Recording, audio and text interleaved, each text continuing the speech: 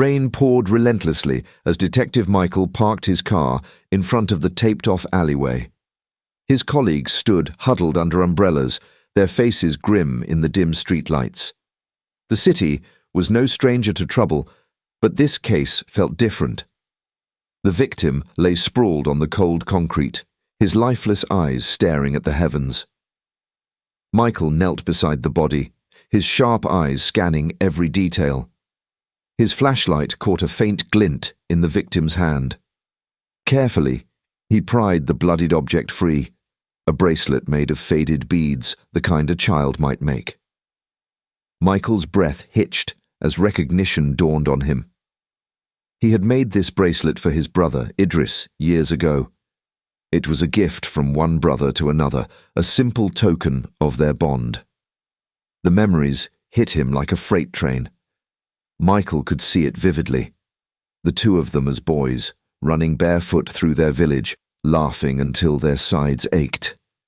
They had shared everything back then, dreams, secrets, and a promise to always protect each other. But that was a lifetime ago. Michael stood abruptly, the bracelet clenched tightly in his fist. He barked orders at the officers around him, hiding the storm brewing inside him. If Idris was involved in this case, it wasn't just another assignment. It was personal. The next day, Michael sat in his office, poring over the victim's file. The man, identified as Jibril Hassan, was a mid-level enforcer for a group that had been causing chaos in the city. He had a long history of minor crimes, but nothing that would explain the sheer brutality of his end. The report confirmed multiple injuries, suggesting it was an act of passion or revenge. Michael couldn't shake the image of the bracelet. Why would Idris be tied to this?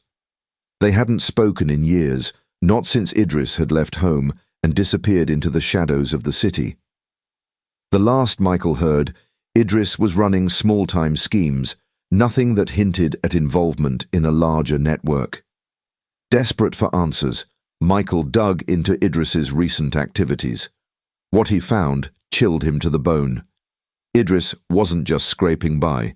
He had climbed the ranks of the city's underworld. Witnesses described him as ruthless and calculating, a man who always stayed one step ahead of the law. Michael slammed his fist on the desk. How had it come to this? He had worked his whole life to escape the desperation of their childhood, but Idris had chosen a darker path. Later that week, a raid was conducted on a suspected hideout of the group. Michael led the team, his heart pounding as they stormed the decrepit building. Shots were fired, chaos erupting as suspects tried to flee.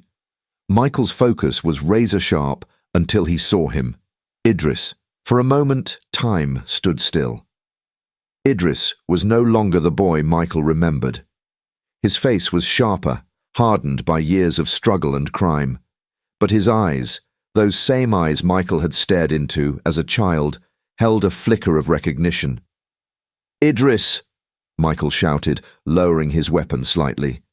Idris smirked, his voice dripping with sarcasm. "Detective Michael, always the hero, huh?" Before Michael could respond, Idris threw a smoke grenade and the room filled with choking clouds. By the time the smoke cleared, Idris was gone. Michael couldn't sleep that night. He sat on his couch, nursing a cup of coffee and staring at the bracelet.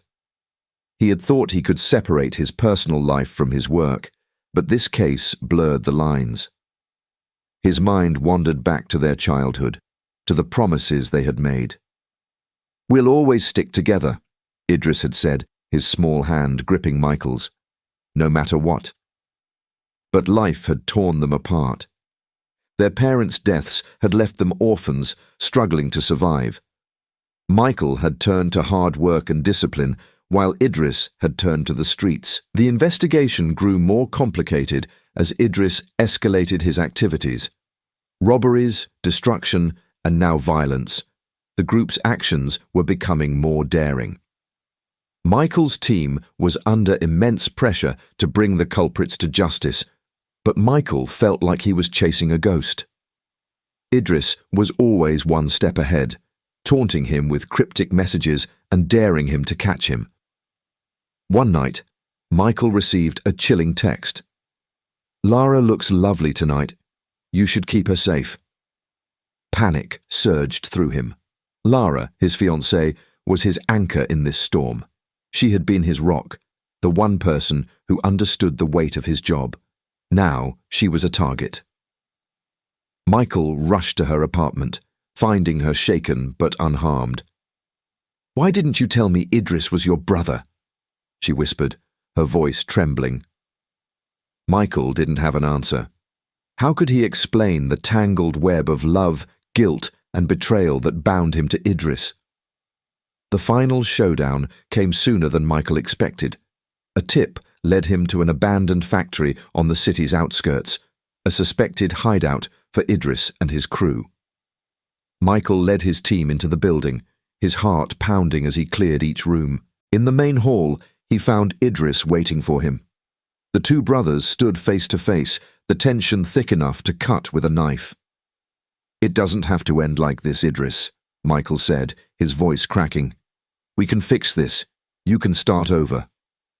Idris laughed bitterly. "Fix this? You think I can undo everything I've done? This world doesn't work like that, brother. You chose your path, and I chose mine." Their conversation was interrupted by the sound of gunfire. Idris's second-in-command, unwilling to let his leader surrender, had turned on both of them. Michael dove for cover as bullets whizzed past him. In the chaos, Idris shielded Michael, taking a bullet meant for him. The fighting stopped as Idris collapsed to the ground. Michael caught him, cradling him like they were children again. "I'm sorry," Idris whispered, tears in his eyes. "I just wanted to be like you." Tears streamed down Michael's face as Idris's body went still. The brother he had spent his life trying to save was gone. The aftermath was a blur. The group was dismantled, but Michael felt no victory. He stood alone at Idris's grave, the weight of his loss crushing him. "I promised to protect you," he murmured, "and I failed." The rain began to fall, washing away his tears, but not his guilt.